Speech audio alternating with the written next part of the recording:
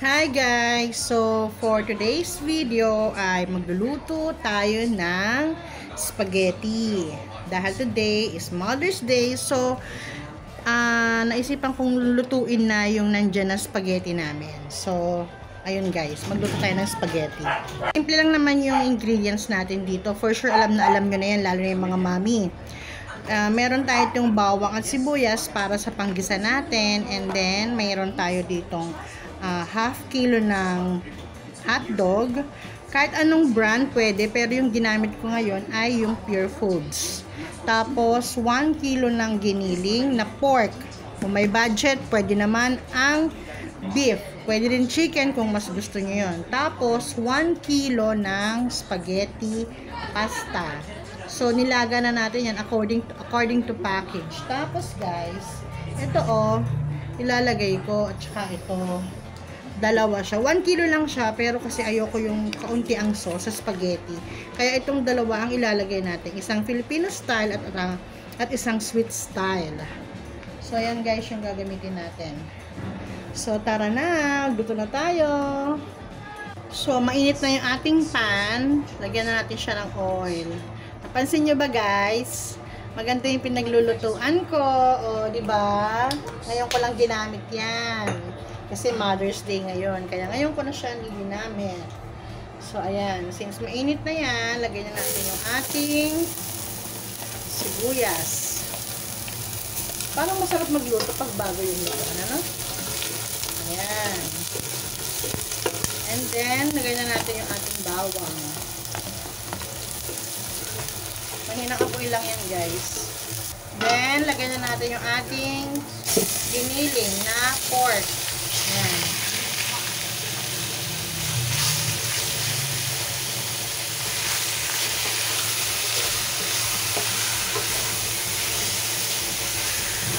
Kailangan natin may igisang mabuti ito, guys.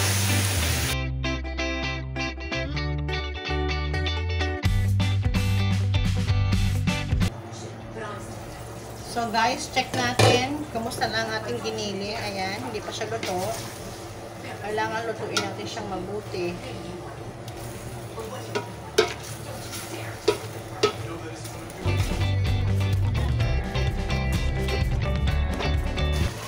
Ayan guys, lagyan natin siya ng beef cubes. Ayan o. Ayan, 2 beef cubes ang ilalagay natin guys.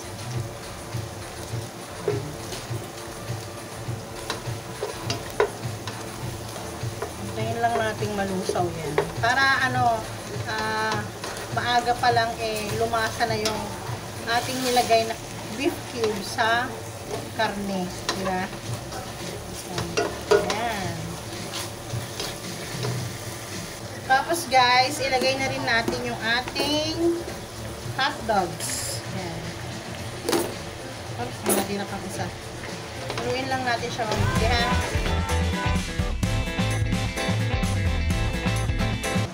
Lagyan na natin yung isa.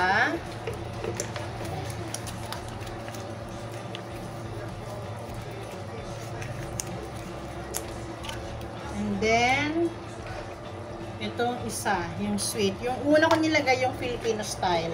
Kasi ngayon itong sweet style. Diba? Alam niyo naman, mga mapanlasa ng Pinoy, diba? Pero si Kuya gusto niya Italian spaghetti. So, mix natin. Ayan.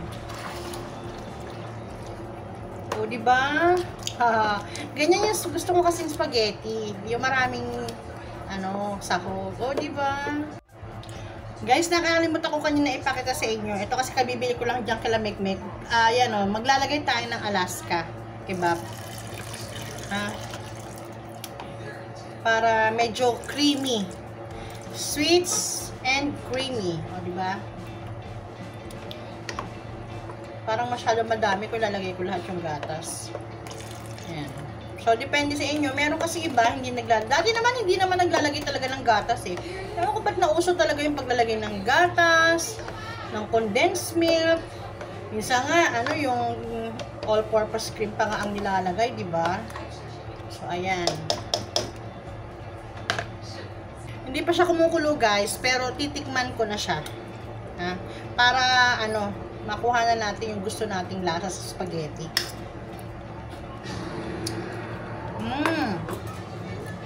So, lagyan natin siya ng kaunting asin. Ayan.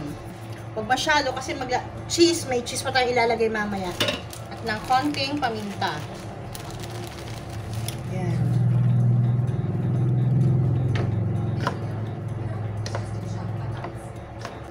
Guys, tinikman ko siya uli kanina.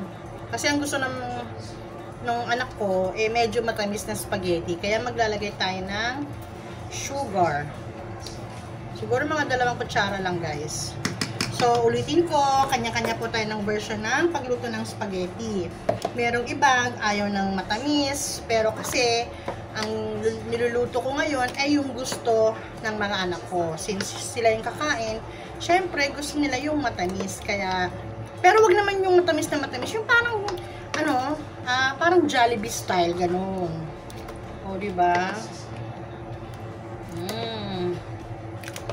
So, pakukuluin natin yan. Hindi pa kumukulo eh. Ayan guys. Luto na to guys. Papatayin ko na siya. Yan.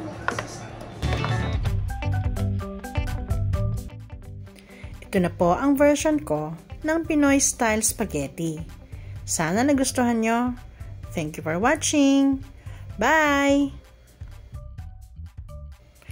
And to all mommies, mama, nanay, happy Mother's Day po sa ating lahat.